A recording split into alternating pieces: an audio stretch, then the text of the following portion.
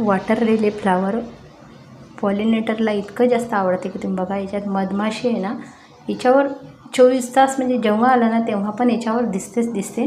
आणि ह्या इतक्या मग्न होतात त्याच्यामध्ये, कधी कधी ते त्या फ्लावरमध्ये जर पाणी असलं ना त्या त्यातच अडकून राहतात, बाहेर निघता येत नाही त्यांना, इतक्या ते त्याच्यावर येत असतात. आणि बघा अशा पद्धतीने कढीत बीज रूपांतर होते. आणि तिसरं बघा, बी अशा पद्धतीने तयार होते. बघा आता ही जे होते ना आपले तयार झालेले बी पूर्ण खाली सांडलं, हे आपोआप होत आहे माझ्याकडे, मी काहीही करत नाही आहे. परागीकरण होते, कढीत बीमध्ये रूपांतर होते आणि ते काही दिवसाने कढी आपोआप फुटून खाली बी पडते आणि ते बी परत ग्रो होते. अशा पद्धतीने त्याची सायकल सुरूच आहे, रिसायकल.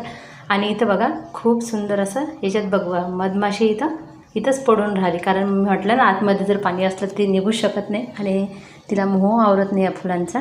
असं असते सर्व बागेमधलं जे हालचाल होते ना ते आता लक्षात यायला लागली. अशा पद्धतीने तुम्हाला कसं वाटलं नक्की सांगा. धन्यवाद.